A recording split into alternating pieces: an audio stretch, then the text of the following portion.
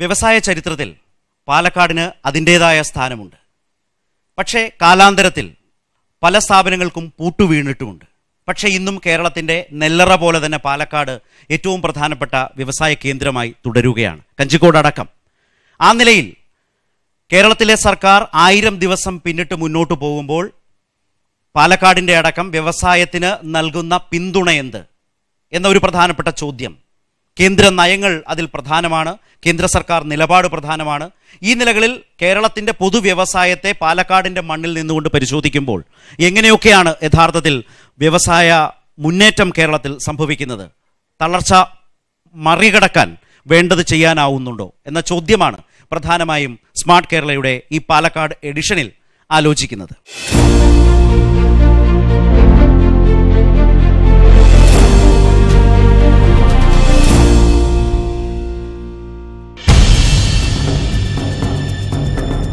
പൂരങ്ങളും വേലകളും ആഘോഷങ്ങളും ഉത്സവങ്ങളുടെ ദേശം, സഹ്യനിപ്പുറം നിളയോട് ചേർന്നൊഴുകുന്ന പ്രൗഢമായ സങ്കര സംസ്കാര ഭൂമി, കേരളത്തിന്റെ നെല്ലറയും കലവറയുമെന്ന് വിശേഷണം. കൃഷി തന്നെയാണ് പാലക്കാടിന്റെ ഹരിതാഭ. പൂരത്തിനും പാട്ടിനും കൃഷിക്കുമെല്ലാമൊപ്പം കേരളത്തിന്റെ വ്യവസായ ചരിത്രത്തിലുമുണ്ട് പാലക്കാടിന് സ്വന്തമിടം. ഇന്ന് മലബാർ സിമന്റ്സ് അടക്കമുള്ള വമ്പൻ വ്യവസായശാലകളും കഞ്ചിക്കോട്ടെ വ്യവസായ മേഖലയും പാലക്കാടിന്റെ തലയെടുപ്പാണ്. വ്യവസായ ചരിത്രം പരിശോധിച്ചാൽ മുന്നേറ്റത്തിന്റെ ഏടുകളുണ്ടെങ്കിലും പല മേഖലകളിലും പറയാനുള്ളത് തളർച്ചയുടെ കഥകളാണ്. ഓട് മൺപാത്ര വ്യവസായത്തിന്റെ കേന്ദ്രങ്ങളായിരുന്നു ഒലവക്കോട്, പറളി, ഒറ്റപ്പാലം, ഷൊർണൂർ, പട്ടാമ്പി പ്രദേശങ്ങൾ. 1873 കേരളത്തിലെ ആദ്യ ഓട്ട് കമ്പനികളിലൊന്ന് സ്ഥാപിക്കപ്പെട്ടത് പാലക്കാടൻ മണ്ണിലാണ്. കേരളത്തിലെ ആദ്യ തീപ്പെട്ടി കമ്പനി തുറന്നത് 1925 ഒറ്റപ്പാലത്തായിരുന്നു. ഇരുമ്പുരുക്ക് വ്യവസായമാണ് പാലക്കാടിനെ വ്യവസായ രംഗത്ത് അടയാളപ്പെടുത്തുന്ന മറ്റൊന്ന്. ചിറ്റൂരും പാലക്കാടും പുൽപ്പായയിലൂടെയും കൈത്തറിയിലൂടെയും സമ്പന്നമായൊരു വ്യവസായ ചരിത്രം നെയ്തെടുത്തു. പിന്നീടുള്ള കാലം പാലക്കാട്ടെ വ്യവസായത്തിന്റെ മേൽവിലാസങ്ങൾ മലബാർ സിമന്റ്സും കഞ്ചിക്കോട്ടെ വ്യവസായ മേഖലയുമായി. നാട്ടിലാകെ നിർമ്മാണ മേഖലയ്ക്കുണ്ടായ തിരിച്ചടി ഇന്ന് മലബാർ സിമന്റ്സിന് അത്ര സന്തോഷദായകമല്ല. കഞ്ചിക്കോട്ടെ വ്യവസായങ്ങൾക്കുമുണ്ട് പ്രതിസന്ധി. സമയസൂചികളായ സൈറൺ മുഴക്കമില്ലാതെ ആളാരവങ്ങൾ ഒഴിഞ്ഞ നിരവധി കമ്പനികൾ ഇന്ന് ഈ പ്രദേശത്തുണ്ട്. കാരണങ്ങൾ പലതാണ്. നയങ്ങളുടെ തിരിച്ചടികളുണ്ട്. GSTയും പുതിയ വ്യവസായ നയങ്ങളും പല ചെറുകിട വ്യവസായങ്ങൾക്കും പൂട്ടിട്ടത് സമീപകാല ചരിത്രം. സമ്പന്നമായ ഒരു വ്യവസായ ചരിത്രത്തിൽ നിന്ന് പാലക്കാടിന് പിന്നോക്കം നടക്കേണ്ടി വന്നത് എന്തുകൊണ്ട്? പാലക്കാടിന്റെ വ്യവസായ പുരോഗതിക്ക് എന്തൊക്കെ ചുവടുവെപ്പുകൾ വേണം?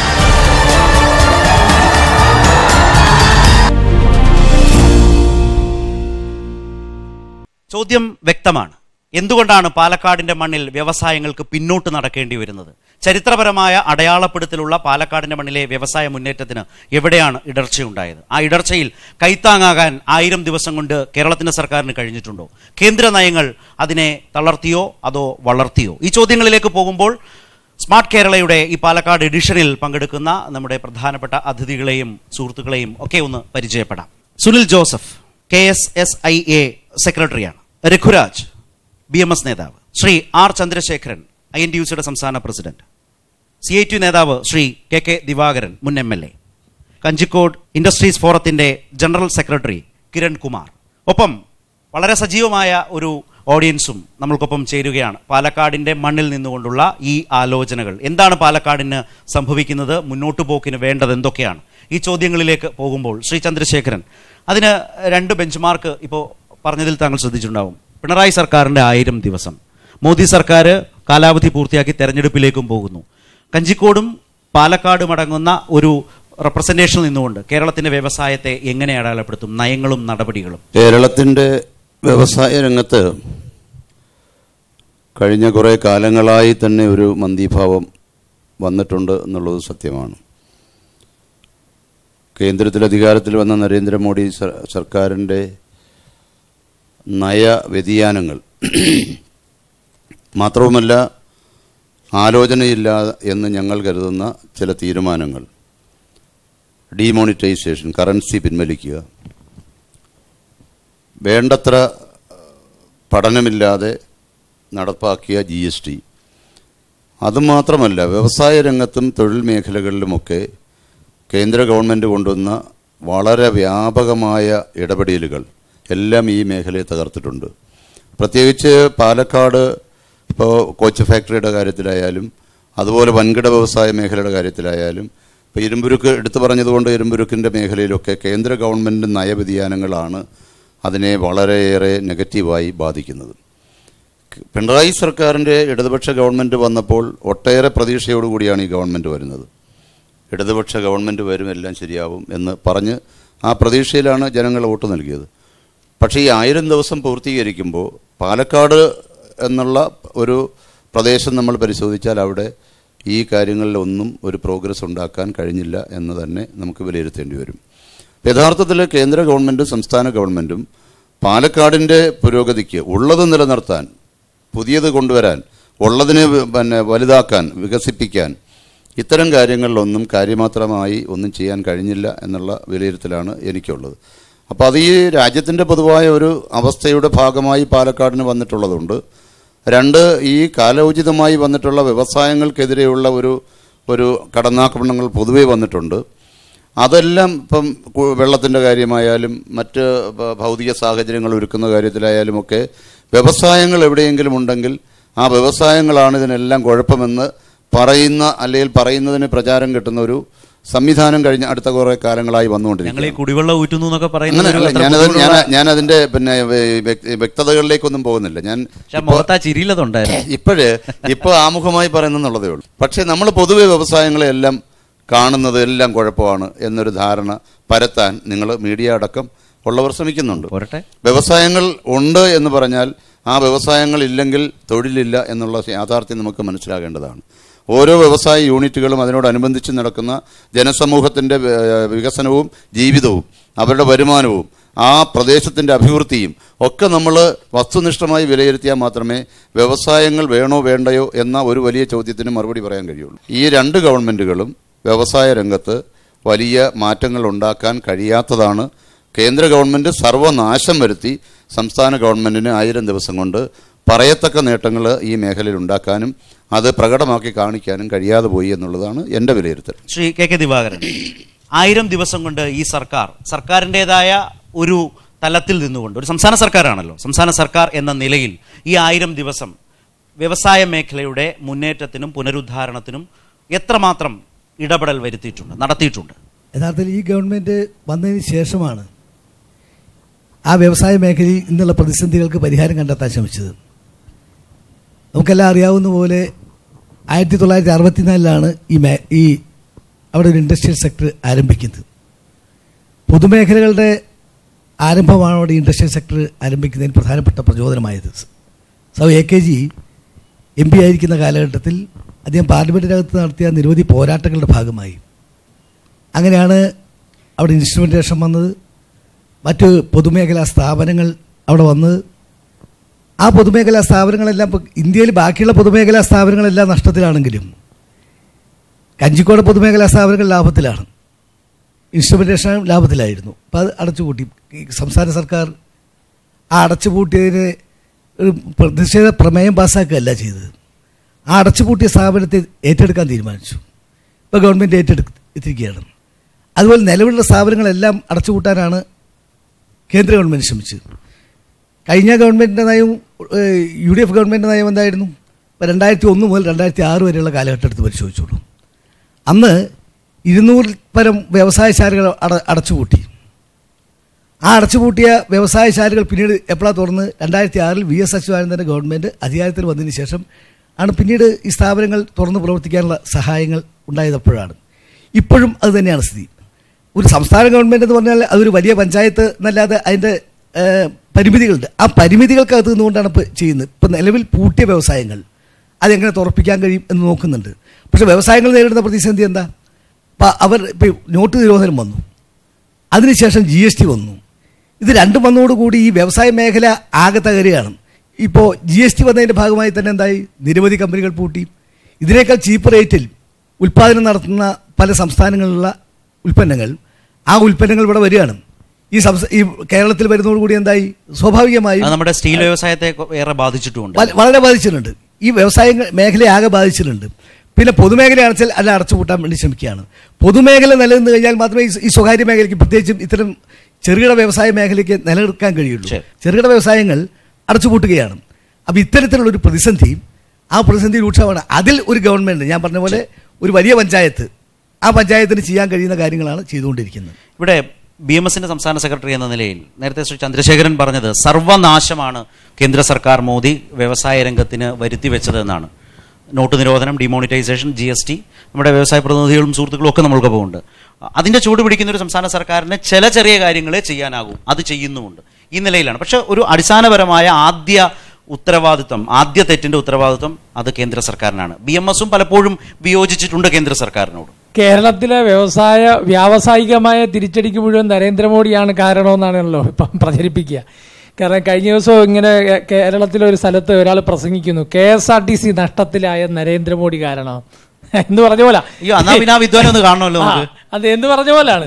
കഴിഞ്ഞ 6 പതിറ്റാണ്ടുകളായി, അല്ല 6 പതിറ്റാണ്ടുകളായി മാറി മാറി ഭരിച്ചല്ലോ കേരളത്തിൽ.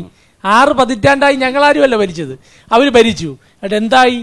ഇപ്പം ബഹുമാന്യനായ മുഖ്യമന്ത്രി കഴിഞ്ഞ ദിവസം എറണാകുളത്തെ വ്യവസായികളുടെ യോഗത്തിൽ അദ്ദേഹം എന്താ പ്രസംഗിച്ച്, അദ്ദേഹം പറഞ്ഞു ഒരു നിക്ഷേപകനെ പോലും ചൂഷകനായി കാണാൻ പാടില്ല. പറഞ്ഞ ആരാ? കേരളത്തിലെ മുഖ്യമന്ത്രി. ഇപ്പോഴാണോ ഇത് തോന്നിയേ? 6 പതിറ്റാണ്ടായി തരും. ഇവ മഹാരാജാക്കന്മാരെ ഇവിടെ വ്യവസായം കൊണ്ടുവന്നത്. ആരാ കൊണ്ടുവന്നേ? തിരഞ്ഞെടുക്കപ്പെട്ട എത്ര ഗവൺമെന്റ് കൊണ്ടുവന്നു? FACT കൊണ്ടുവന്ന ആരാ? മഹാരാജാവ് കൊണ്ടുവന്നേ. തിരുവിതാംകൂർ മഹാരാജാവാണ്, CP ആണ് കൊണ്ടുവന്നത്. ഈ തെരഞ്ഞെടുക്കപ്പെട്ട രാജഭരണമാണ്. അല്ലല്ല, രാജഭരണത്തിന്റെ അല്ല. ഇവരെന്താ ചെയ്തത്? കേരളത്തിലെ ഏറ്റവും വലിയ പൊതുമേഖലാ സ്ഥാപനം എന്ന് വെച്ചാൽ KSRTC. അല്ല, പക്ഷേ എന്താ സ്ഥിതി? അല്ല, പാലക്കാട്ടത്തിന്റെ സ്ഥിതി 65,000 പേരേ ഉള്ളൂ. ഈ കുറ്റപ്പെടുത്തൽ പറയുമ്പോ ഇപ്പോൾ വന്ന ഡിമോണിറ്റൈസേഷനും GSTയും തകർത്തിട്ടുണ്ടോ? ചോദ്യം നേരെയാണ്. ഇന്ത്യ മഹാരാജ്യത്തെ വ്യവസായികളും വ്യാപാരികൾക്കും അനുകൂലമായി നിൽക്കുന്നതായിരുന്നു വിമർശനം.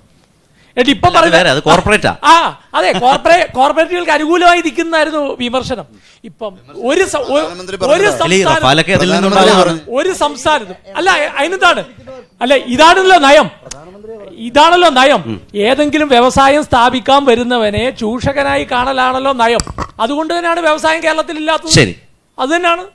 എന്താണ് നിങ്ങളെ സംബന്ധിച്ച് പറയാനാവുക? കേരളത്തിന്റെ വ്യവസായിക അന്തരീക്ഷം എങ്ങനെയുണ്ട്? അവിടെ നിന്ന് തുടങ്ങാം. എന്നെ സംബന്ധിച്ചിടത്തോളം പാലക്കാടിൻ്റെ ഒരു പൊട്ടൻഷ്യൽ, വളരെയധികം പൊട്ടൻഷ്യലുണ്ട്. മറ്റ് ജില്ലകളെ അപേക്ഷിച്ച് പാലക്കാടിന് ഒരുപാട് പൊട്ടൻഷ്യൽസ് ഉള്ള ഒരു ജില്ലയാണ്. പക്ഷേ അതിനെ ഫലപ്രദമായിട്ടുള്ള രീതിയിൽ യൂസ് ചെയ്യാനായിട്ട് മാറി മാറി വന്ന ഒരു ഗവൺമെൻറ്റുകൾക്കോ അവിടെ വന്ന വ്യവസായികൾക്കോ പറ്റിയിട്ടില്ല. പ്രധാനമായും നയങ്ങളുടെ ഒരു പ്രശ്നങ്ങൾ ഇവിടെ എല്ലാവരും തന്നെ സമ്മതിക്കുന്നുണ്ട്. ഈ പറഞ്ഞ ഡിമോണിറ്റൈസേഷനും GSTയും നിങ്ങളൊക്കെ എങ്ങനെയാണ് അനുഭവിക്കുന്നത്? ഡിമോണിറ്റൈസേഷനും GSTക്കും ശേഷം സത്യം പറഞ്ഞു കഴിഞ്ഞാൽ ബിസിനസ് കോമ്പറ്റീഷനെ പറ്റി നമുക്ക് സംസാരിക്കേണ്ട. ബിസിനസ് നമ്മൾ നേരത്തെ ചെയ്തുകൊണ്ടിരുന്നതിൻ്റെ ഒരു 4/1 കുറയുകയും പിന്നീട് പിടിച്ചു നിൽക്കാനുള്ള ഒരു തത്രപ്പാടിൽ അതിനെ ഒന്ന് പൊക്കിക്കൊണ്ട് വരാൻ ഞങ്ങൾ ശ്രമിക്കുമ്പം ഒരു രീതിയിലും റെസ്പോണ്ട് ചെയ്യാത്ത ഒരു മാർക്കറ്റ്. ഇതാണ് ഞങ്ങളെ സംബന്ധിച്ചിടത്തോളം ഉള്ള പ്രശ്നങ്ങൾ.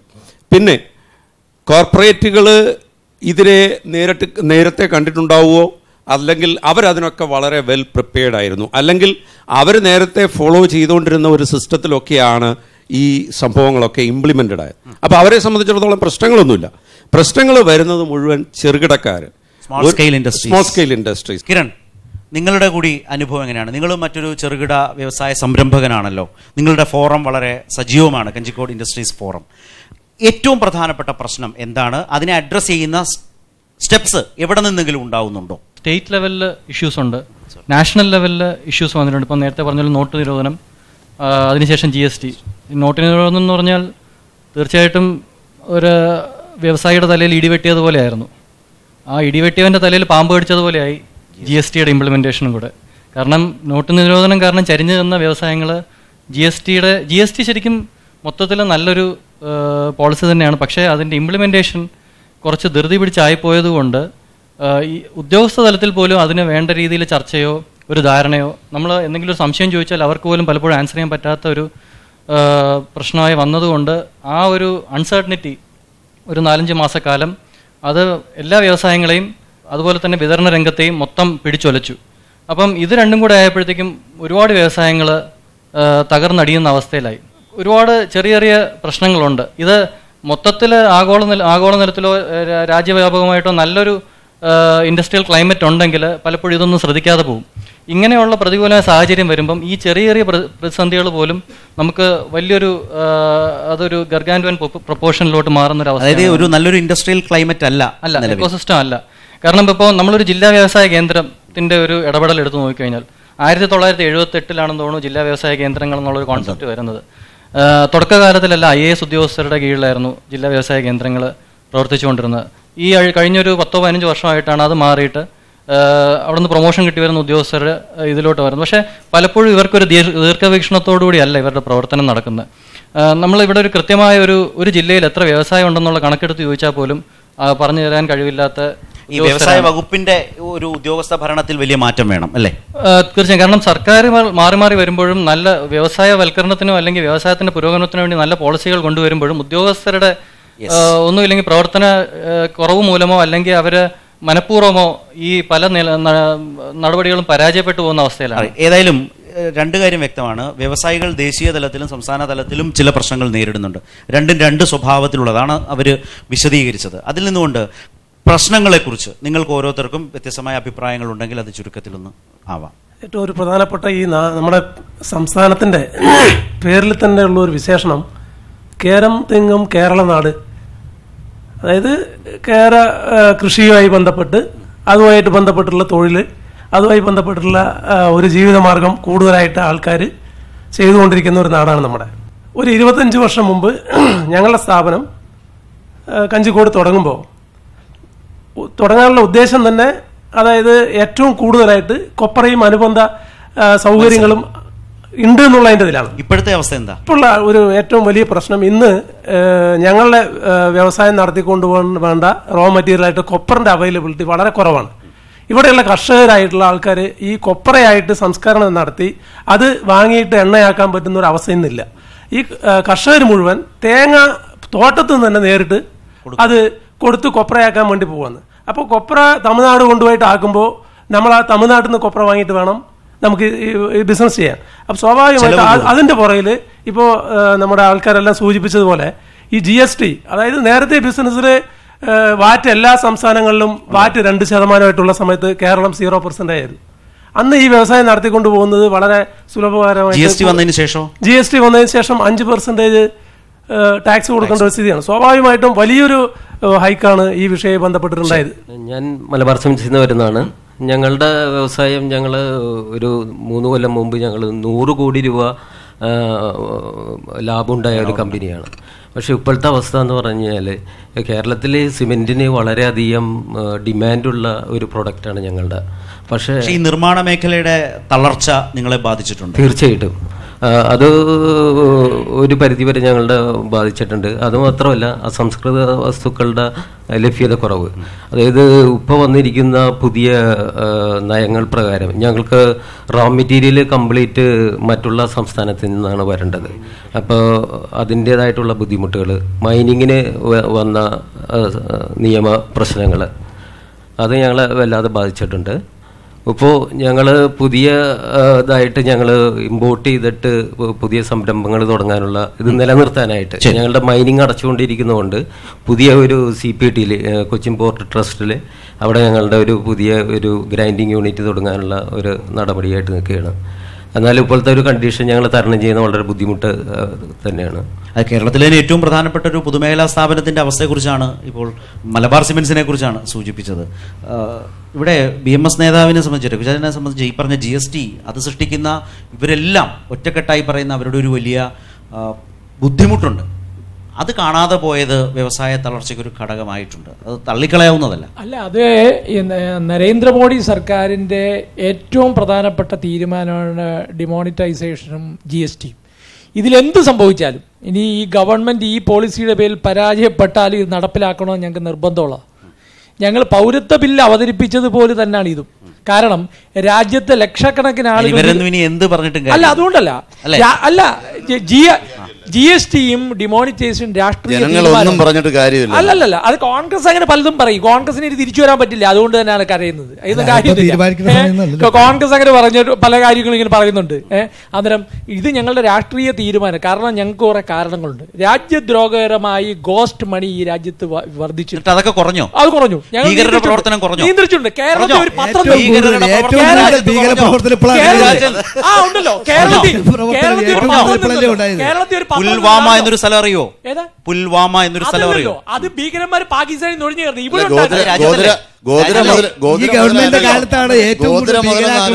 കേരളത്തിൽ ഒരു പ്രധാന പത്രം നിന്നല്ലോ. വ്യവസായികളെ നിങ്ങൾ ഭയക്കരുത്, തൊട്ടടുത്തിരിക്കുന്നത് ഞങ്ങളാണ് ശരിക്കും ഏറ്റവും വലിയ രാജ്യദ്രോഹികളായിരുന്നു. അപ്പൊ ഞങ്ങളെല്ലാം ഏതാണ്ട് നിലം പരിശായി. അപ്പൊ ആ ടാർഗറ്റ് അവിടെ അച്ചീവ് ആയി. അല്ല, അത് ഞങ്ങൾക്ക് കുഴപ്പമില്ല. അത് അല്ല, അങ്ങനെ ഒരു കാര്യമില്ല. കാരണം എന്താ വെച്ചാൽ രാജ്യത്തെ ലക്ഷക്കണക്കിന് ആളുകളെ അങ്ങനത്തെ കുറെ വ്യവസായികളും വ്യാപാരികളും ഈ നാട്ടിൽ പലതും പറയുന്നുണ്ട്. ഇപ്പം GSTയെയും ഡിമോണിറ്റൈസേഷനെ കുറ്റം പറയുന്നത്. അത് അദ്ദേഹം പറഞ്ഞല്ലോ, സിമെന്റിന്റെ അസംസ്കൃത വസ്തു കിട്ടാത്തതുകൊണ്ടാണെന്ന് പറഞ്ഞില്ലേ? എന്താ കാരണം? ചോദിച്ചു നോക്കാം. പോർട്ടിൽ വേറെ ആൾക്കാർ സിമെന്റ് ഇത് യൂണിറ്റ് തുടങ്ങി കഴിഞ്ഞപ്പോഴാണ് ഇപ്പം മലബാർ സിമെന്റ് ചെന്നത്. ഇതില് നമ്മൾ കുറെ തർക്കിക്കാനുള്ള ഒരു വേദിയായിട്ട് ഇത് മാറണ്ട. നമ്മുടെ ജനങ്ങളുടെ പ്രശ്നങ്ങളാണ് നമ്മൾ ചർച്ച ചെയ്യുന്നത്. ജനങ്ങളുടെ ജനാധിപത്യത്തിൽ ഭൂരിപക്ഷം കിട്ടുന്ന ആളുകൾ ഭരിക്കും. അതിന് ജീവിതത്തിൽ ഇനിയും BJP ഭരിക്കേണ്ടെന്നൊന്നും ഞങ്ങളാരും പറയത്തില്ല. ഇവിടെ പ്രശ്നം അതല്ല. ഒരു രാജ്യത്തിന് 130 കോടി ജനങ്ങളുള്ള ഒരു രാജ്യത്ത് പരിഷ്കാരങ്ങൾ കൊണ്ടുവരുമ്പോൾ, ഏത് ഭരണകൂടം കൊണ്ടുവരുമ്പോഴും അതുണ്ടാക്കുന്ന ഇമ്പാക്റ്റ്, അതുണ്ടാക്കുന്ന അതിൻ്റെ പ്രതിധ്വനി, അതുണ്ടാക്കുന്ന ആഘാതം, അല്ലെങ്കിൽ അതുണ്ടാക്കുന്ന നേട്ടം എന്തായിരിക്കുന്നു എന്നുള്ളതിനെക്കുറിച്ച് അനുഭവസ്ഥർ വർത്തമാനം പറയുന്നു എന്നുള്ളതാണ് ഇപ്പോഴത്തെ സ്ഥിതി. അവിടെ ശ്രീ ചന്ദ്രശേഖരൻ, ഞാനൊരു പ്രധാനപ്പെട്ട കാര്യം പറയാനുണ്ട്. കാരണം എന്ത് തരം ആഘാതമാണ് പരിഷ്കാരങ്ങൾക്ക് വരുത്തുക എന്നത് പരിശോധിക്കേണ്ട ബാധ്യത, പ്രത്യേകിച്ച് വ്യവസായ മേഖലയുമായി ബന്ധപ്പെട്ടൊക്കെ ആകുമ്പോൾ നമ്മുടെ ഭരണാധികാരികൾക്കുണ്ടോ എന്നൊരു പ്രധാന ചോദ്യമുണ്ട്. ഈ ആളുകളുടെ കൂടി പ്രതികരണം അക്കാര്യത്തിൽ അറിയേണ്ടതുണ്ട്. വ്യവസായ രംഗത്തെ പരിഷ്കാര നടപടികൾ വ്യവസായത്തിന്റെ നടുവൊടിച്ചിട്ടുണ്ടോ എന്നൊരു പ്രധാനപ്പെട്ട ചോദ്യത്തിലേക്കാണ് പോകുന്നത്. അവിടെയാണ് പരിഷ്കാര ആശ്വാസ നടപടികൾ കൂടുതൽ പ്രസക്തമാവുക. മുമ്പ് നമ്മളിവിടെ സംസാരിച്ച വളരെ പ്രധാനപ്പെട്ട, രാജ്യം ഏറ്റവും അധികം ചർച്ച ചെയ്ത 2 വിഷയങ്ങളാണ്. ഒന്ന് നോട്ട് നിരോധനവും GSTയും. അത് ഏറ്റവും അധികം ബാധിച്ചത് രാജ്യത്തിൻ്റെ വ്യവസായ രംഗത്തെയാണ്, വിശേഷിച്ച് കേരളത്തെ. നമ്മളിപ്പോൾ പാലക്കാട് സംസാരിക്കുമ്പോൾ ഇപ്പോൾ ഉയർന്നു വന്ന ഈ അഭിപ്രായങ്ങൾ നിങ്ങളെയൊക്കെ സംബന്ധിച്ച്, വിദ്യാർത്ഥികളെ സംബന്ധിച്ച് കേൾക്കുമ്പോൾ തോന്നുന്നത് എന്താണ്? നിങ്ങളുടെ സ്വതന്ത്രമായ അഭിപ്രായം എന്താണ്? വിദ്യാർത്ഥികളെ സംബന്ധിച്ച് ജോലി സാധ്യതകളാണ് അതിൽ പ്രധാനം. അതിനപേക്ഷിച്ച് നോക്കുമ്പോൾ പാലക്കാട് ഇപ്പോൾ സ്വന്തമായിട്ട് ഒരു കോച്ച് ഫാക്ടറി ഇല്ല. കാരണം കേന്ദ്ര സർക്കാർ ഒരുമിച്ചാണ് റായ്ബറേലിയിലും പാലക്കാട് ഒരുമിച്ചാണ് കോച്ച് ഫാക്ടറി കൊണ്ടുവന്നത്. റായ്ബറേലിയിൽ നടപ്പാക്കിയിട്ടുണ്ട്. അതുപോലെ പാലക്കാട് ഇപ്പോഴും അനിശ്ചിതാവസ്ഥയിലാണ് നിൽക്കുന്നത്. പാലക്കാട് ഒരു IIT ഉണ്ട്, ITI ഉണ്ട്. ITIയിൽ പഠിച്ചു വരുന്ന വിദ്യാർത്ഥികൾ കോയമ്പത്തൂർ അടക്കമുള്ള അന്യ സ്റ്റേറ്റുകളിൽ പോയിട്ടാണ് അവർ പണിയെടുക്കുന്നത്. ഇവിടെ കോച്ച് ഫാക്ടറി വരികയാണെങ്കിൽ ഒരുപാട് ജോലി സാധ്യതകൾ അവിടെ വരുന്നതാണ്. ഇപ്പോൾ പൊതുമേഖലയ്ക്ക് നല്ലൊരു വരുമാനവും, അതേപോലെ തന്നെ അവിടെ ITIയിൽ അടക്കം പഠിക്കുന്ന കുട്ടികൾക്ക് നല്ലൊരു ജോലി സാധ്യതയും ഇത്തരം ഫാക്ടറികൾ വരികയാണെങ്കിൽ ഉണ്ടാവേണ്ടതാണ്. പക്ഷേ ഇതിൽ വൻ അനാസ്ഥയാണ് തുടരുന്ന ഗവൺമെന്റുകൾ കാണിച്ചുകൊണ്ടിരിക്കുന്നത്. വ്യവസായ മേഖലയുടെ തളർച്ച തൊഴിലവസരങ്ങൾ കുറയുന്നതിനും തൊഴിലില്ലായ്മ രാജ്യത്ത് കൂടുന്നതിനും വലിയ കാരണമായിട്ടുണ്ടോ? തൊഴിലില്ലായ്മ ചരിത്രത്തിലെ തന്നെ ഏറ്റവും വലിയ, ഏതാണ്ട് ഒരു 40-42 വർഷത്തെ കണക്ക് വെച്ച് നോക്കിയാൽ ഏറ്റവും കൂടിയ നിരക്കിലാണെന്ന് പറയുന്ന ഒരു അവസ്ഥ കൂടി ഉണ്ട്. ആ നിലയിൽ യുവതികൾ ഈ തൊഴിലവസരം കുറയുന്നതിന് കാരണമാകുന്നുണ്ടോ ഈ വ്യവസായ രംഗത്തിന്റെ മുരടിപ്പ്? തീർച്ചയായിട്ടും ഉണ്ടായിട്ടുണ്ട്. കാരണം വ്യവസായ മേഖല എന്ന് പറയുന്നത് ഇപ്പോൾ പുതിയ ഒരു യുവതലമുറ ഇപ്പോൾ കൂടുതലായിട്ടും ശ്രദ്ധിക്കുന്നത് ഇത്തരം ബിസിനസ്സുകളിലേക്കാണ്. പ്രത്യേകിച്ചും MBA, ഇപ്പോൾ BTech ആണെങ്കിലും MBA ആണെങ്കിലും പഠിച്ചു വരുന്നവർ ബിസിനസ് എന്നുള്ളൊരു മേഖലയിലേക്ക്, അല്ലെങ്കിൽ ബിസിനസ് ചെയ്യുക കൂടുതൽ, എനിക്ക് തോന്നിയിട്ടുള്ളത് കുറച്ചും കൂടെ അവർ നമ്മൾ സോഷ്യലി എന്നുള്ളതിലുപരി അവർ എക്കണോമിക്കലി ആണ് ചിന്തിക്കുന്നത്. അതല്ലെങ്കിൽ ഒരു വ്യവസായത്തിലൂടെ എത്ര സമ്പാദിക്കാം എന്നുള്ള രീതിയിലേക്കാണ് യുവതലമുറ, അല്ലെങ്കിൽ ഇപ്പോൾ ഉള്ളൊരു തലമുറ. ട്രെൻഡും ടെൻഡൻസി മാറി. അതെ, തീർച്ചയായിട്ടും അതെ. പലതരത്തിലുള്ള വ്യവസായങ്ങളാണ് ഇപ്പോൾ. ഒരു സ്ത്രീകളെ സംബന്ധിച്ച് നോക്കുകയാണെങ്കിൽ അവർ ഏറ്റവും കൂടുതൽ ഈ ഒരു ബുട്ടീക്ക് തുടങ്ങുക, അല്ലെങ്കിൽ ഇത്തരം കോസ്മെറ്റിക് ഐറ്റംസിന്റെ അങ്ങനെ സംഗതികൾ തുടങ്ങുക. അപ്പോൾ ഏറ്റവും കൂടുതൽ നോക്കിക്കഴിഞ്ഞാൽ നമ്മുടെ നാട്ടിൽ ഏറ്റവും കൂടുതൽ ഉണ്ടാകുന്നത് മാളുകളാണ്. ഈ മാളുകളിലൊക്കെ ഇത്തരം ബിസിനസ്സുകൾ നടത്തുന്നതെല്ലാം നമ്മുടെ നോക്കിക്കഴിഞ്ഞാൽ ആ ഏജ് ലെവൽ നോക്കിക്കഴിഞ്ഞാൽ ഒരു 25-35 ഏജിനിടയിലുള്ള ആൾക്കാരാണ്. ഒരു ബിസിനസ് ഇന്നോവേഷൻ രാജ്യത്ത് കാര്യമായി സംഭവിക്കുന്നുണ്ടെന്നാണ് ആ പറഞ്ഞത്. നേരത്തെ പറഞ്ഞ കഞ്ചിക്കോട് കോച്ച് ഫാക്ടറി വന്നിരുന്നെങ്കിൽ കുറെ കൂടി തൊഴിലവസരങ്ങൾ ഉണ്ടാകുമായിരുന്നു. നമ്മുടെ ചെറുപ്പക്കാരുടെ ഇടയിലെ വ്യവസായ സംരംഭകത്വം എന്ന് പറയുന്നത്, എന്റർപ്രണർഷിപ്പ് എന്ന് പറയുന്നത് കാര്യമായി മാറിയിട്ടുണ്ടോ? അതാണ് അടുത്ത ചോദ്യം. പുതിയ ട്രെൻഡുകൾ കണ്ടുപിടിക്കുകയും അത് വിപണിയിലേക്ക് കൊണ്ടുവരിക എന്നുള്ള ഡ്രീം ക്യാച്ചർ പോലുള്ള അല്ലെങ്കിൽ നമ്മൾ കാണാത്ത പുതിയ വിപണിയിലുള്ള പുതിയ സാധ്യതകളെ ഉപയോഗപ്പെടുത്തുക, അത് ഓൺലൈനായിട്ട് വിൽക്കുക, അതിനു വേണ്ടിയിട്ടുള്ള അല്ലെങ്കിൽ അവർക്ക് അതിൻ്റേതായിട്ടുള്ള പുതിയ വാട്സപ്പ് ഗ്രൂപ്പുകൾ, അതിന് വേണ്ടിയിട്ടുള്ള ഫോറംസ് അങ്ങനെ ഉണ്ടാക്കുകയും ഈ പുതിയ രീതിയിൽ അല്ലെങ്കിൽ നമുക്ക് ഏതൊക്കെ രീതിയിൽ വിപണിയെ കീഴടക്കാം അല്ലെങ്കിൽ വിപണിയിലേക്ക് ഇറങ്ങാം, ഏതൊക്കെ തരത്തിലുള്ള ബിസിനസ് ചെയ്യാം എന്നുള്ള ചർച്ചകൾ യുവാക്കൾക്കിടയിൽ ധാരാളമായിട്ട് ഉണ്ടാകുന്നുണ്ട്. കാരണം വലിയ മൂലധനങ്ങൾ അല്ലെങ്കിൽ വലിയ മൂലധനത്തിൽ ഒരു ബിസിനസ് തുടങ്ങുക എന്ന് പറയുന്നത് വളരെയേറെ ബുദ്ധിമുട്ടായിരിക്കുന്ന ഈ ഒരു കാലഘട്ടത്തിൽ ചെറിയ ഇൻവെസ്റ്റ്മെന്റിൽ അവർക്ക് വളരെ ക്രിയേറ്റീവായിട്ട് എന്തെല്ലാം ചെയ്യാൻ കഴിയും എന്നുള്ള ഒരു അന്വേഷണം യുവാക്കൾക്കിടയിൽ ഉണ്ടാവുകയും അതിന്റെ അടിസ്ഥാനത്തിൽ അവര് ഒരുപാട് കാര്യങ്ങൾ ചെയ്യുകയും ചെയ്യുന്നുണ്ട്.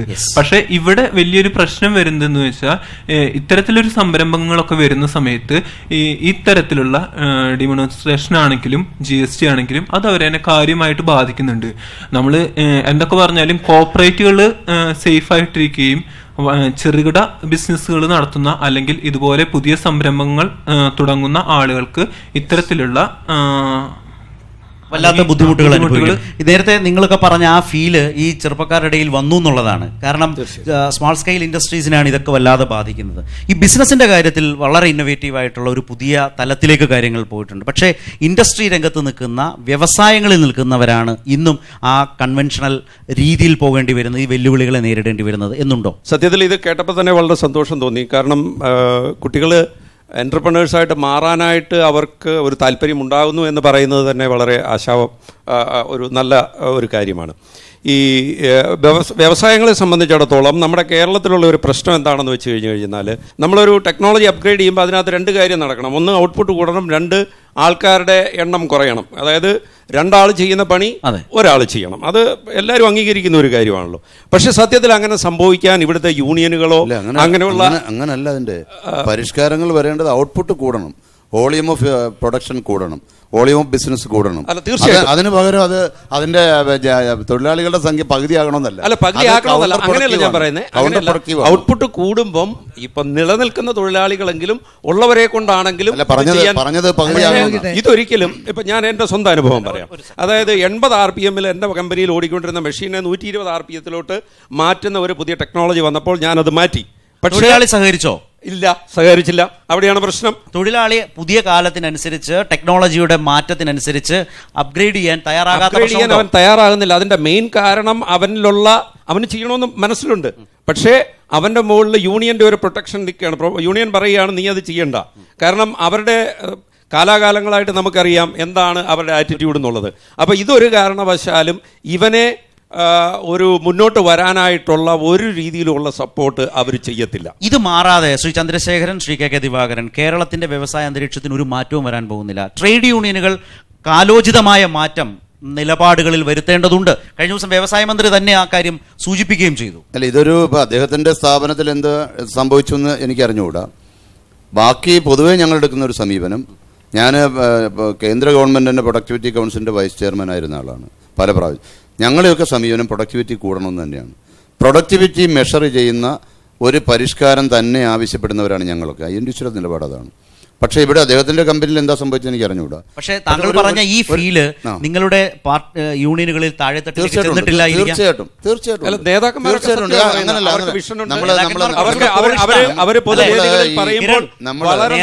പോളിഷ്ഡാണ്. പക്ഷേ അതല്ല കൂടെ കിടക്കുന്നവർക്ക് അതിന്റെ നിങ്ങളാരും ചെയ്തില്ലല്ലോ. ഒരു കാര്യം വളരെ വ്യക്തമാണ്.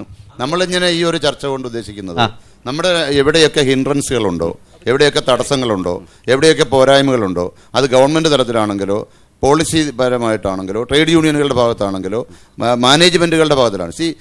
ഗുഡ് ഗവേണൻസ് എന്ന് പറഞ്ഞാൽ എന്താണ്? That depends.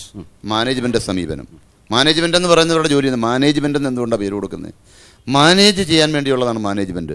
അത് പണം മുടക്കുന്ന ഒരു മുതലാളിയായാലും പണം മുടക്കുന്ന ഗവൺമെൻറ് ആയാലും അത് മാനേജ് ചെയ്യാനുള്ള എഫിഷ്യൻറ്റ് മാനേജ്മെൻറ്റ് സമ്പ്രദായം അവിടെ ഉണ്ടെങ്കിൽ ഓട്ടോമാറ്റിക്കായിട്ട് തൊഴിലാളി നന്നാവും. ശ്രീ ദിവാകരൻ, താങ്കളെ സംബന്ധിച്ച് CITU വളരെ പ്രധാനപ്പെട്ട ഒരു ട്രേഡ് യൂണിയൻ ആണല്ലോ. ഇവിടെ ഈ സൂചിപ്പിച്ച് പൂർണ്ണമായും ശരിയല്ല.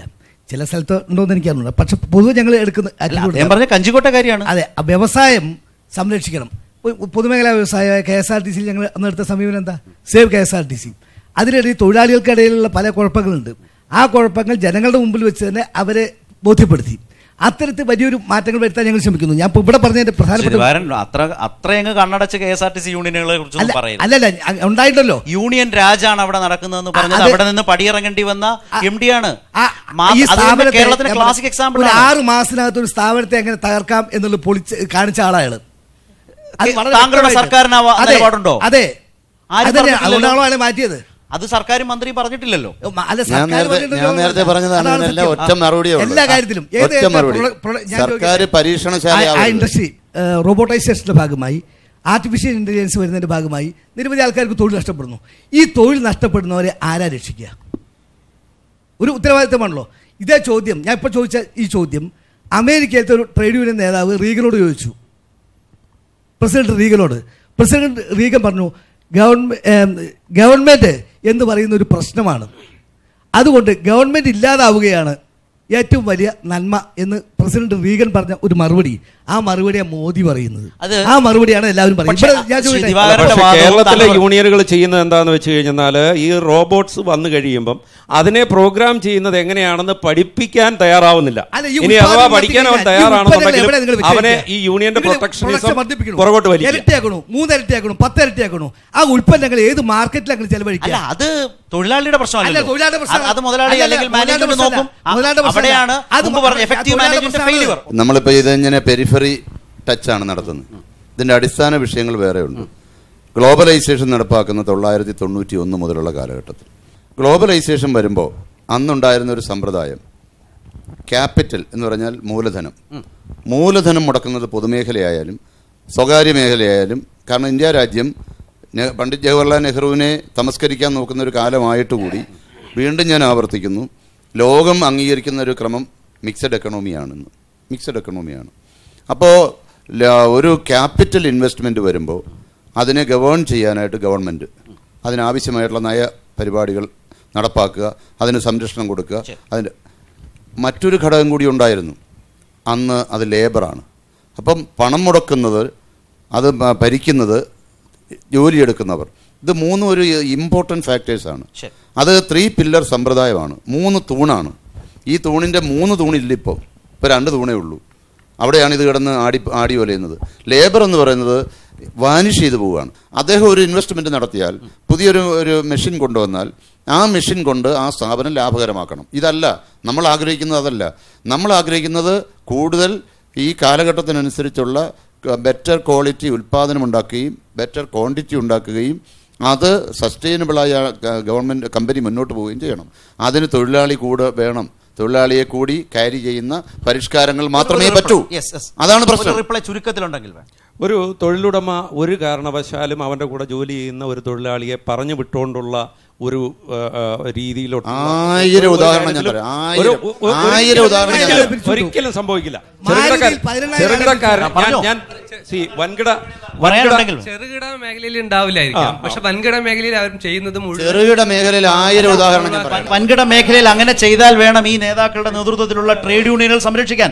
ചെറുകിടക്കാരെ അങ്ങനെ ചെയ്തെന്നാണ് അവർ പറയുന്നത്. ഇദ്ദേഹം പറഞ്ഞതുപോലെ കുറെ കാലങ്ങൾക്ക് മുൻപ് അല്ല, അത് വേണം. അല്ല, തൊഴിൽ സംരക്ഷിക്കപ്പെട്ടിരിക്കും. ഒരു കാരണവശാലും തൊഴിലിന് ഒരു കുഴപ്പവും വരില്ല. പക്ഷേ ഇവിടെ പ്രശ്നം എവിടെയാന്ന് വെച്ച് കഴിഞ്ഞാൽ ഈ മനോഭാവം, അതായത് യൂണിയൻ ഞങ്ങളെ പ്രൊട്ടക്ട് ചെയ്യാനുണ്ട്, അതുകൊണ്ട് ഞങ്ങൾ ഇപ്പൊ ചെയ്യുന്ന ജോലികളൊക്കെ തന്നെ മതി, ഇതിന്റെ അപ്പുറത്തോട്ട് ഇത് തന്നെയാണ് വർഷങ്ങളായിട്ടുള്ള നമ്മുടെ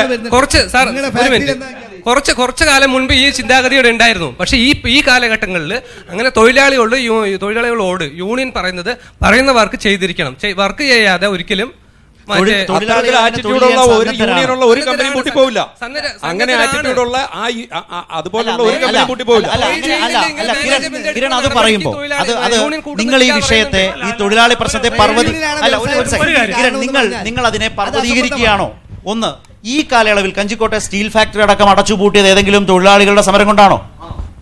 അല്ല, ഇപ്പം നമ്മളിതിൽ ചിന്തിക്കേണ്ടതെന്ന് പറഞ്ഞാൽ ഇപ്പം ഈ തൊഴിലാളി പ്രസ്ഥാനങ്ങളെല്ലാം വളർന്നു വന്നൊരു കാലഘട്ടം ഞാനൊക്കെ ജനിക്കുന്നതിന് മുമ്പാണ്. 60-70കളിലും എല്ലാം ഉണ്ടായിരുന്ന ഒരു പിക്ചറല്ല ഇപ്പോൾ ഉള്ളത്. അന്ന് തൊഴിലാളി മുതലാളി എന്നുള്ളൊരു വ്യത്യാസം, വർഗം എന്നൊക്കെ ഉണ്ടായിരുന്നു. അപ്പം ഇപ്പോൾ പ്രത്യേകിച്ച് 91 ലിബറലൈസേഷനൊക്കെ കഴിഞ്ഞു കഴിഞ്ഞാൽ ഇപ്പം ഈ പ്രത്യേകിച്ച് MSME ചെറുകിട വ്യവസായങ്ങളിൽ നിന്നെല്ലാം ഈ മധ്യവർഗത്തിൽ നിന്ന് പൊങ്ങി വന്ന് ബാങ്കിൽ നിന്ന് വായ്പ എടുത്തും ഭാര്യയുടെ ആഭരണം പണയം വെച്ചും കഷ്ടപ്പെട്ട് വ്യവസായങ്ങൾ തുടങ്ങുന്ന തൊഴിലാളി എന്നും മുതലാളി എന്നും വ്യത്യാസമില്ലാതെ തൊഴിലാളിയോട് തോളോട് തോൾ ചേർന്ന് പ്രവർത്തിക്കുന്ന തൊഴിലുടമകളാണ് ഇപ്പോൾ ഉള്ളത്. അതാണ് നമ്മൾ ഈ പറഞ്ഞ ചെറുകിട സംരംഭം. ജോലിഭാരം കൂട്ടി കഴിഞ്ഞാൽ എങ്ങനെ സംഭവിക്കുക? ഇപ്പൊ 80 യൂണിറ്റ് പെർ തൊഴിലാളി ചെയ്തുകൊണ്ടിരിക്കുന്നു. ഓരോ സെറ്റിൽമെന്റിലും ഒരു കാര്യമുണ്ട്. ഓരോ സെറ്റിൽമെന്റിലും ഈ ജോലിഭാരത്തിനെ കുറിച്ച് ചെയ്യുന്നത്. കേരളത്തിലെ ഒരു സ്ഥാപനത്തിലെ ദീർഘകാല കരാർ ചർച്ച ചെയ്യുമ്പോൾ പോലും ചൈനയിലെ കാര്യം പോലും പരിഗണിക്കുന്നുണ്ട്. ഇപ്പം ടാറ്റ ടെക്സ്റ്റൈൽ ചർച്ചയ്ക്ക് വന്ന മാനേജ്മെന്റ് പറഞ്ഞ ഞങ്ങൾക്ക് ചൈനയിൽ ഒരു ഫാക്ടറി ഉണ്ട്, അവിടെ 24 മണിക്കൂറാണ് ഫാക്ടറി പ്രവർത്തിക്കുന്നത്, അതുകൊണ്ട് അതനുസരിച്ച് ചർച്ച ചെയ്യാൻ പറ്റൂ. തീർച്ചയായിട്ടും അതേ പറ്റൂ. കാരണം ലോക സാഹചര്യം മാറി, ആർട്ടിഫിഷ്യൽ ഇന്റലിജൻസിലേക്ക് കാര്യങ്ങൾ അല്ല, അതിനുള്ള സാഹചര്യത്തെ പറ്റി പഠിക്കാതൊന്നും തൊഴിലാളി യൂണിയൻ പണ്ടത്തെ പോലെ മുദ്രാവാക്യം വിളിച്ച് മാത്രം. BMSന്റെ നിലപാട് ഈ തൊഴിൽ സംരംഭകർക്കൊപ്പം നിന്ന് അവർ പറയും പോലെ ജോലി ചെയ്യാൻ തൊഴിലാളി അങ്ങനല്ല. കേരളത്തിലെ സ്ഥിതി അങ്ങനല്ല. BMSന്റെ സ്റ്റാൻഡ് പറയാം, സമയം തരൂ. വ്യവസായ കുടുംബം എന്ന നിലയിൽ ഈ വ്യവസായം ഇല്ലാതെ തൊഴിലാളിക്ക് ജോലി കിട്ടില്ല. ശരി, അതിന് ആ വ്യവസായത്തെ സംരക്ഷിക്കാൻ വേണ്ടി എല്ലാം ഉണ്ടാകണം. ശരിക്കും ഈ ചർച്ച തുടങ്ങിയപ്പോൾ തന്നെ കേരളത്തിലെ പ്രമുഖരായ 2 തൊഴിലാളി നേതാക്കന്മാർ പറഞ്ഞത് കേട്ട് വളരെ സന്തോഷം തോന്നി. കാരണം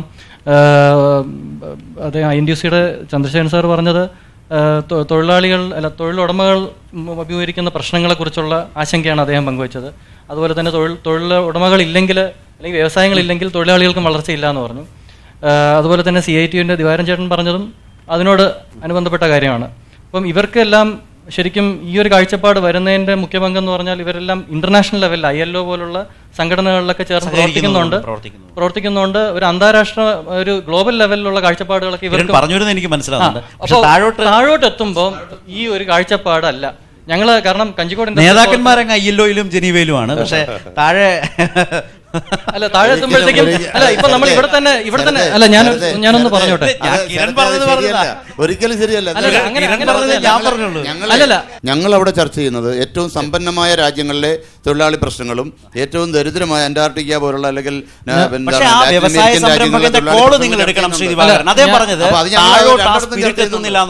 സേവ് ഇൻഡസ്ട്രി എന്ന മുദ്രാവാക്യം തന്നെ എടുക്കാൻ ഈ കാരണമാണ്.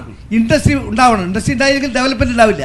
അതുപോലെ രണ്ടാമത്തെ കാര്യം, പുതിയ പരിഷ്കാരം, പുതിയ ഇന്നോവേഷൻസ്, പുതിയ കണ്ടുപിടുത്തങ്ങൾ ഇതെല്ലാം ഉണ്ടാകും. ആ കണ്ടുപിടുത്തങ്ങൾ ഉണ്ടാകുമ്പോൾ കണ്ടുപിടുത്തങ്ങളെ നമുക്ക് നിരാകരിക്കാൻ കഴിയില്ല. അതേ സമയത്ത് അതുകൊണ്ടുണ്ടാവുന്ന നഷ്ടം അത് ആരാ പരിഹരിക്കുക? ഈ ചോദ്യം അത്രവേഗം ഉത്തരം കിട്ടാത്ത ഒരു സങ്കീർണമായ ഘട്ടം തന്നെയാണ്. വ്യവസായ പരിഷ്കാരം എന്നത് സാങ്കേതിക തലത്തിൽ സംഭവിക്കുമ്പോൾ അതിനുണ്ടാകുന്ന ആഘാതം തൊഴിലാളി പേറണമോ എന്ന ചോദ്യം, അത് ആര് വഹിക്കുമെന്ന ചോദ്യത്തിന് മുമ്പിൽ ഉത്തരം പറയേണ്ടത് നിശ്ചയമായും സർക്കാരുകളാണ്. അതിന് മുൻകൈ എടുക്കേണ്ടതും സർക്കാരാണ്. അല്ലാത്ത പക്ഷം വ്യവസായ സംരംഭകരും തൊഴിലാളികളും തമ്മിലുള്ള ഈ ഐക്യപ്പെടൽ എന്നത് വളരെ ബുദ്ധിമുട്ടായ ഒന്ന് തന്നെയായി മാറും. ഞാൻ വരാം. മെച്ചപ്പെട്ട ഒരു വ്യവസായ അന്തരീക്ഷത്തിന് നയങ്ങൾ, പരിഷ്കാരങ്ങൾ, തൊഴിലുടമ തൊഴിലാളി ബന്ധം, ഉദ്യോഗസ്ഥ സമീപനം, ഇതെല്ലാമാണ് ഈ ചർച്ചകളിൽ ഉയർന്നു വന്നത്. മുന്നോട്ടുള്ള പോക്കിന് വേണ്ട വളരെ പ്രധാനപ്പെട്ട ക്രിയാത്മക നിർദ്ദേശങ്ങളിലേക്ക് വേഗത്തിൽ സ്മാർട്ട് കേരളയുടെ ഈ പാലക്കാട് എപ്പിസോഡ് നീങ്ങുകയാണ്. ആളുകളുടെ പ്രതികരണങ്ങൾ എടുത്തുകൊണ്ട് അവസാന വാക്കുകളിലേക്ക് നമുക്കൊന്ന് പോകാം.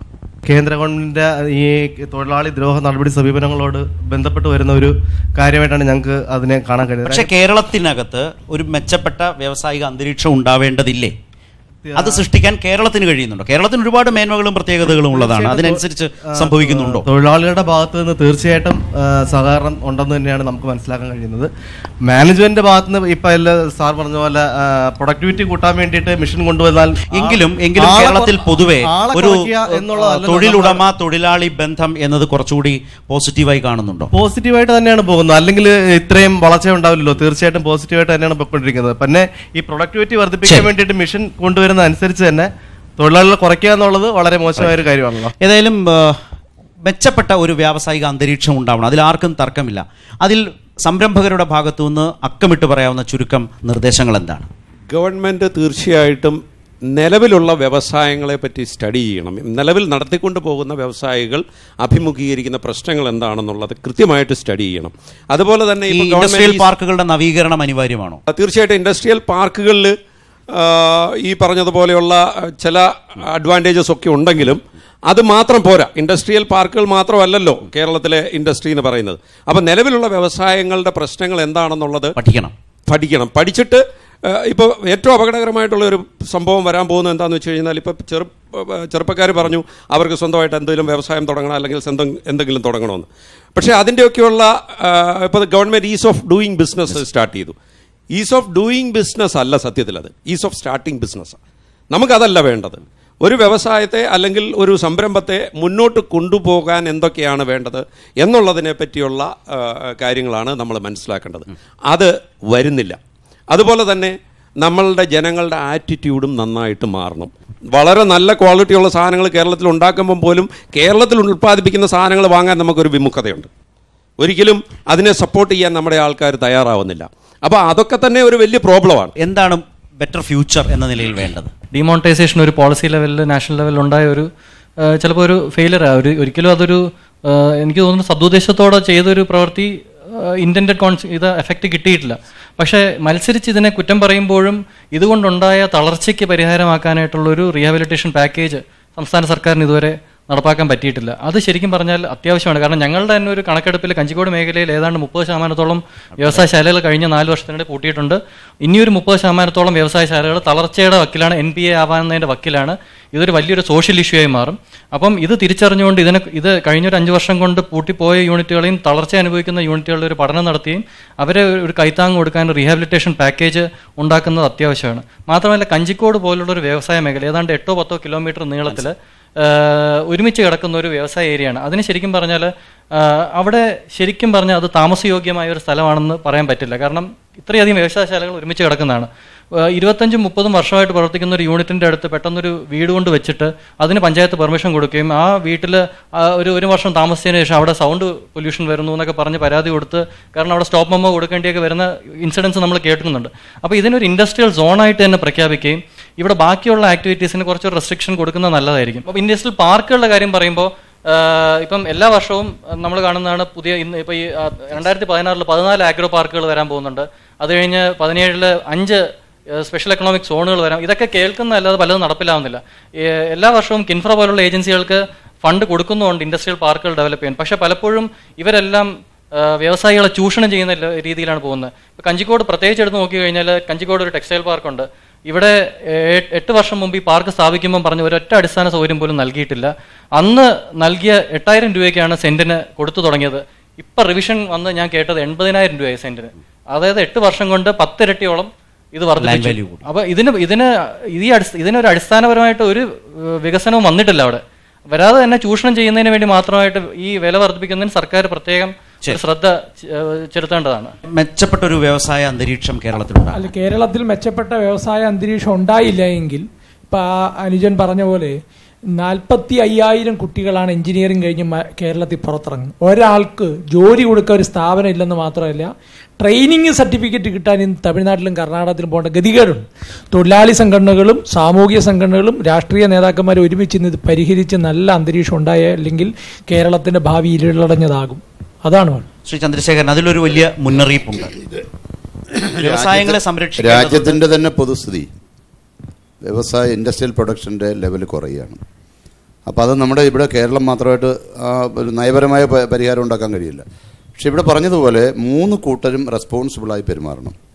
ഗവൺമെൻറ് എന്തെല്ലാം ചെയ്യാനുണ്ട്. ഇപ്പോൾ ഇവിടെ യഥാർത്ഥത്തിലുള്ള ഒരു പ്രശ്നം ഗവൺമെൻറ്റിൻ്റെ ഗവേണൻസ്, ഗുഡ് ഗവേണൻസ് എന്ന് പറഞ്ഞ ഇൻഡസ്ട്രിയൽ ഡെവലപ്മെൻറ്റിന് വേണ്ടി, തൊഴിലവസരങ്ങൾ ഉണ്ടാക്കുന്നതിന് വേണ്ടി, ഉള്ള വ്യവസായങ്ങൾ സംരക്ഷിക്കുന്നതിന് വേണ്ടി, കൂടുതൽ തൊഴിലവസരങ്ങൾ ഉണ്ടാക്കിയെടുക്കുന്നതിന് വേണ്ടിയുള്ള കർശനമായ ഒരു പോളിസി ഡെവലപ്മെൻറ്റ് ഉണ്ടാകേണ്ടതാണ്. 1. 2, ദേശീയ അടിസ്ഥാനത്തിൽ രാജ്യത്തിൻ്റെ ഭാഗമാണല്ലോ നമ്മൾ. ഇപ്പോൾ യഥാർത്ഥത്തിൽ എക്സ്പോർട്ട് ഇമ്പോർട്ട് തീരുമാനിക്കുന്നത് ആരാ? കേന്ദ്ര ഗവൺമെൻറ്റാണ്. അപ്പോൾ ഗ്ലോബലൈസേഷൻ്റെ ഭാഗമായി വന്നിട്ടുള്ള എക്സിം പോളിസികൾ, അവിടെയൊക്കെ ഉണ്ടായിരുന്ന വലിയ വ്യതിയാനങ്ങൾ ഇപ്പോൾ വന്നിട്ടുണ്ട്.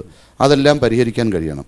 3, ഡിമോണിറ്റൈസേഷൻ എന്തൊക്കെ പറഞ്ഞാലും ഒരു സുപ്രഭാതത്തിൽ രാഷ്ട്രീയ താല്പര്യത്തിൻ്റെ പേരിലാണെങ്കിലും എന്തിൻ്റെ പേരിലാണെങ്കിലും കറൻസി, അതും മേജർ സർക്കുലേഷൻ കറൻസി അങ്ങ് വിഡ്രോ ചെയ്തപ്പം എല്ലാം അന്ധകാരത്തിലായി. 50 ദിവസം തന്നാൽ ഞാൻ ഈ രാജ്യം ശരിയാക്കി തരാമെന്ന് പറഞ്ഞു. 50 പോയിട്ട് 500 ദിവസം കഴിഞ്ഞിട്ടൊന്നും ആകുന്നില്ല. അപ്പോൾ ഇതിൻ്റെ പരുക്ക് പരിഹരിക്കാൻ ആർക്കും കഴിയുന്നില്ല. ഒന്ന്, ഈ GST പോലുള്ള ഒരു സമ്പ്രദായം വരുമ്പോൾ one tax four one nation എന്ന് പറഞ്ഞ ഒരു നല്ല ആശയമാണ്. അതിന് മൻമോഹൻ സിംഗ് കൊണ്ടുവന്നത് 18% ക്യാപ്പാണ്. ഏതൊക്കെ വന്നാലും 18% കൂടത്തില്ല. നരേന്ദ്രമോദി കൊണ്ടുവന്നപ്പോൾ അത് 24% പോയി. 28% പോയി. ആരുടെ കുറ്റമാണ്? അപ്പോൾ യഥാർത്ഥത്തിൽ ഒരു ഭാവനയില്ലാതെ, ചർച്ചയില്ലാതെ, കൂടെയുള്ള മന്ത്രിമാരോട് പോലും ഡിപ്പാർട്ട്മെൻറ്റിനോട് പോലും ചർച്ച ചെയ്യാതെ ചില പരിഷ്കാരങ്ങൾ കൊണ്ടുവന്നതിൻ്റെ ഒരു പോരായ്മ ഈ രാജ്യം നമ്മൾ അനുഭവിക്കുകയാണ്. ഒന്ന്. 2, ഗ്ലോബലൈസ്ഡ് എക്കണോമിക്കകത്ത് അന്തർദേശീയ മത്സരങ്ങൾ വരുമ്പോൾ, ഇവിടെ പറഞ്ഞല്ലോ ഗ്ലോബൽ ചെയിൻ, അന്തർദേശീയ സ്ഥാപനങ്ങളാണ് ഇത് മുഴുവൻ തകർക്കുന്നത്. ചെറുകിട സ്ഥാപനങ്ങളെ തകർക്കുന്ന ആരാ? അന്തർദേശീയ സ്ഥാപനങ്ങളാണ്. അന്തർദേശീയ സ്ഥാപനങ്ങൾ വന്നു കയറുമ്പോൾ അതിൻ്റെ മത്സരത്തിൽ പിടിച്ചു നിൽക്കാൻ കഴിയാതെ നമ്മുടെ ചെറുകിട ഗ്ലോബലൈസേഷന്റെ സൃഷ്ടിയാണത്. അല്ല, ഗ്ലോബലൈസേഷൻ എന്ന് പറഞ്ഞ് ഞങ്ങൾ തള്ളിക്കളഞ്ഞാൽ പോരാ. ഗ്ലോബലൈസേഷൻ എന്ന് പറയുമ്പോൾ അതിൻ്റെ നന്മയുണ്ട്, തിന്മയുണ്ട്. അല്ല, അതിന്റെ ഭാഗമായിട്ടുള്ള ഒരു കെ ദിവാരൻ ഒരിക്കലും നന്മയുണ്ടെന്ന് പറയത്തില്ല. ഞാൻ പറയുന്നത് ഗ്ലോബലൈസേഷൻ എന്ന് പറയുന്നത് free movement of goods and service ആണ്. Free movement of goods and service ആണ്. കേരളത്തിൻ്റെ പ്രധാനപ്പെട്ട പ്രോഡക്ട്സ് എന്തൊക്കെയാണ്? ശരത്ത് മനസ്സിലാക്കാൻ വേണ്ടിയാണ്. കേരളത്തിൻ്റെ പ്രധാനപ്പെട്ട പ്രോഡക്ട്സ് എന്ന് പറയുന്നത് 1, ടൂറിസമാണ്. നമുക്ക് ഇൻകം ഉണ്ടാക്കാവുന്ന ഏറ്റവും വലിയ മേഖല. 2, നമ്മുടെ സാധാരണ തൊഴിലാളി മുതൽ ശാസ്ത്രജ്ഞന്മാരെ വരെ നമ്മൾ കയറ്റി അയക്കുകയാണ്. ഹ്യൂമൻ മാൻ പവറിനെ നമ്മൾ എക്സ്പോർട്ട് ചെയ്യുന്നു. ഇത് രണ്ടും നമ്മുടെ ഏറ്റവും വലിയ വരുമാന മാർഗ്ഗമാണ്. ഇതിൻ്റെ രണ്ടിൻ്റെയും ഇൻഡെക്സ് എന്താണെന്ന് നമ്മൾ പരിശോധിക്കണ്ടേ? 1, ഇവിടെ ഇത് ഡെവലപ്പ് ചെയ്ത് കൊണ്ടുവന്നിട്ട് ഈ നമ്മുടെ മാൻ പവർ വെളിയിലേക്ക് പോകുന്നത് തടഞ്ഞു നിർത്താൻ കഴിയുമോ? വെളിയിൽ പോയിട്ട് ജോലി ചെയ്ത് തിരിച്ചു വരുന്നവരെ റിഹാബിലിറ്റേറ്റ് ചെയ്യാൻ കഴിയുമോ? ഇത് വലിയ പ്രശ്നമാണ്. ഈ പ്രശ്നത്തെ അഡ്രസ്സ് ചെയ്യാൻ അത് ഇടതുപക്ഷ ഗവൺമെൻറ് ആയാലും UDF ഗവൺമെൻറ് ആയാലും കേന്ദ്ര ഗവൺമെൻറ്, കോൺഗ്രസിൻ്റെ ആയാലും BJPയുടെ ആയാലും ഈ ഗവൺമെൻറ്റുകൾക്ക് ഇത് അഡ്രസ്സ് ചെയ്യാൻ കഴിയും. അങ്ങനെ ഒരു consistent policy for development of industry, providing employment, ഇതില്ലാത്ത ഒരു പരാജയമാണ് നമ്മുടെ നാട് അനുഭവിക്കുന്നത്. റൈറ്റ്. ശ്രീ കെ ദിവാകരൻ, ഇതിന്റെ ദേശീയമായ ആഘാതവും പ്രശ്നങ്ങളും എല്ലാം അദ്ദേഹം പറഞ്ഞു. അതിന് ആ ഭാഗത്തേക്കല്ല, അതിനിടയിൽ പ്രവർത്തിക്കുന്ന ഒരു സംസ്ഥാന സർക്കാർ, പിണറായി സർക്കാർ 1000 ദിവസം കൊണ്ട് ഈ പോരായ്മകൾ കണ്ടെത്തി വ്യവസായങ്ങളെ സംരക്ഷിക്കാനുള്ള ഒരു സമീപനവുമായി മുന്നോട്ട് പോയിട്ടുണ്ടോ എന്നുള്ളതാണ് അടിസ്ഥാനപരമായ അവസാന ചോദ്യം. ഇപ്പോൾ 2.5 ലക്ഷം ആൾക്കാർ UAE നിന്ന് തിരിച്ചു വന്നു തൊഴിലില്ലാതെ. അങ്ങനെ നിരവധി ആൾക്കാർ ഇനി തിരിച്ചു വരികയാണ്. അവരൊക്കെ റിഹാബിലിറ്റ് ചെയ്യാനും അവർക്ക് തൽക്കാലം ജീവിക്കാനുള്ളൊരു സൗകര്യം ഉണ്ടാക്കി കൊടുക്കാൻ അത് ഈ ഗവൺമെൻറ്റാണ് അതിനുള്ള നടപടികളെടുത്തത്. ഇപ്പം ഞാൻ ആദ്യം സൂചിപ്പിച്ച പോലെ ഇതൊരു അത്ര വരുമാനമില്ല. ഇപ്പോൾ ഡിമോണിറ്റൈസേഷൻ്റെ കാര്യം പറഞ്ഞല്ലോ, അതിൽ ഞാൻ അല്പം പോലും സത്യസന്ധത ഞാൻ വിശ്വസിക്കുന്ന ആളല്ല. എന്തുകൊണ്ടെന്നാൽ 99.99% കാശും തിരിച്ചു വന്നു. പിന്നെ എവിടെ കള്ളപ്പണം? അപ്പോൾ അത്തരത്തിൽ രാജ്യത്തെ തകർക്കുന്നതിന് വേണ്ടി നയങ്ങൾ, അതിൻ്റെ ആഘാതം മുഴുവൻ ഈ സംസ്ഥാനം നേരിടുകയാണ്. ഇതിനകത്ത് നിന്നുകൊണ്ട് വരുമാനത്തിൻ്റെ കാര്യത്തിൽ ഇപ്പോൾ കോൺഗ്രസിൻ്റെ തന്നെ ഇന്നലത്തെ ഞാൻ പ്രസ്താവന വായിച്ചു, ഏറ്റവും കൂടുതൽ കടക്കാരനാക്കി. അതിന് മുമ്പുള്ള കടമുണ്ട്. ഇപ്പോൾ 45,000 കോടി രൂപ കൂടുതൽ കടം വന്നു പറഞ്ഞു. അതിന് മുമ്പ് വന്ന കടം എങ്ങനെയാണ്? അപ്പോൾ ഇത് എല്ലാ ഗവൺമെൻറ്റും വേറെ കടം വാങ്ങിക്കാതെ വർക്ക് ചെയ്യാൻ കഴിയാത്ത, പക്ഷേ ആ പരിമിതിക്കകത്ത് നിന്നുകൊണ്ട് ഈ ഗവൺമെൻറ് ചെയ്യുന്ന നിരവധി വ്യവസായ സംരക്ഷണത്തിന് വേണ്ടിയിട്ട് 1000 ദിവസങ്ങൾക്കകത്ത്, ഈ ചുരുങ്ങിയ ദിവസങ്ങൾക്കകത്ത് ചെയ്ത കുറേ കാര്യങ്ങളുണ്ട്. ആൾക്കാർ എങ്ങനെയെങ്കിലും ഒരു നേരത്തെ കഞ്ഞിയെങ്കിലും കുടിപ്പിക്കാൻ വേണ്ടി കൊടുക്കുന്ന പെൻഷൻ ഉൾപ്പെടെ ഉള്ള കാര്യങ്ങൾ, അതെല്ലാം വരും. ഈ തൊഴിലാളി അല്ലല്ല, വ്യവസായത്തിന്റെ കാര്യം ഇവിടെ വ്യവസായത്തിൽ തൊഴിലില്ല, ഈ ആൾക്കാർ കുറഞ്ഞുകൊണ്ടിരിക്കുക. ഇവിടെ മാത്രം ഇപ്പൊ ഈ ഏറ്റവും 45 വർഷത്തിനകത്ത് ഏറ്റവും കൂടുതൽ തൊഴിലില്ലായ്മ ഉണ്ടായ ഒരു കാലഘട്ടം. അത് അതിജീവിക്കാൻ ഒരു സംസ്ഥാനത്തിൽ ചെയ്യാൻ കഴിയുന്ന പരിമിതമായ കാര്യങ്ങൾ, ആ പരിമിത കാര്യങ്ങൾ അവർ റിഹാബിലിറ്റ് ചെയ്യാൻ വേണ്ടിയിട്ട്, പുതിയ സംരംഭങ്ങൾ ആരംഭിക്കാൻ വേണ്ടിയിട്ട്, പുതിയ സ്റ്റാർട്ടപ്പുകളോട് അദ്ദേഹം പറഞ്ഞതിനോട് ഞാൻ പൂർണ്ണമായി യോജിക്കുന്നില്ല. സ്റ്റാർട്ടപ്പുകൾ ആരംഭിച്ച് അവരെ പ്രോത്സാഹിപ്പിക്കുന്നതിന് വേണ്ടി ഇതെല്ലാം ചെയ്യുന്നുണ്ട്. അതുപോലെ പുതിയ മാർക്കറ്റുകൾ ഉണ്ടാക്കാൻ, പുതിയ മാർക്കറ്റുകൾ, ഈ പ്രോഡക്ട്സ് പരമാവധി ജനങ്ങളിൽ എത്തിക്കുന്നതിന് വേണ്ടിയുള്ള പുതിയ മാർക്കറ്റുകൾ ഉണ്ടാക്കാനുള്ള സംവിധാനങ്ങൾ, ഇതെല്ലാം ഗവൺമെൻറ് ചെയ്യുന്നത്. ഒരു ഗവൺമെൻറ്റിൻ്റെ പരിമിതിക്കകത്ത് ചെയ്യാൻ കഴിയാത്ത കുറേ കാര്യങ്ങൾ ചെയ്തുകൊണ്ടിരിക്കുന്നു എന്നാണ് ഞാൻ സൂചിപ്പിച്ചത്. ഏതായാലും വളരെ സങ്കീർണമായ സാമ്പത്തിക പ്രശ്നങ്ങൾ അടങ്ങുന്നതാണ് വ്യവസായ സമൂഹത്തിന്റെ മുന്നേറ്റം, സുസ്ഥിരമായ നിലനിൽപ്പ്. അതുമായി ബന്ധപ്പെട്ട നയപരമായ തിരുത്തലുകളാണ് അനിവാര്യമായി വേണ്ടത്. നയപരമായ പാളിച്ചകളെല്ലാം ആദ്യം ബാധിക്കുന്നത്, ആഘാതമേൽപ്പിക്കുന്നത് വ്യവസായ മേഖലയാണ്. അത് രാജ്യത്തായാലും സംസ്ഥാനത്തായാലും. ആ നിലയിൽ നിൽക്കുമ്പോൾ അതിൽ നിന്നുകൊണ്ട് ഒരു സംസ്ഥാനത്തിന് എന്തൊക്കെ ചെയ്യാനാകും, അത് ചെയ്യാൻ കഴിഞ്ഞിട്ടുണ്ടോ എന്ന അന്വേഷണം കൂടി പ്രത്യേകമായി പരിശോധിച്ചുകൊണ്ട് വളരെ സൂക്ഷ്മമായ പരിശോധനയാണ് വിവിധ തലങ്ങളിലൂടെ സാമ്പത്തിക ധന നയങ്ങൾ എങ്ങനെ വ്യവസായ മേഖലയെ ബാധിക്കുന്നതുമായി ബന്ധപ്പെട്ട് ഇത്രയും നേരം ഇവിടെ നടന്നത്. എല്ലാവർക്കും വളരെയധികം നന്ദി ഈ ചർച്ചയുമായി സഹകരിച്ചതിന്. അങ്ങനെ സ്മാർട്ട് കേരളത്തിന്റെ പാലക്കാട് എപ്പിസോഡ് ഇവിടെ അവസാനിക്കുകയാണ്.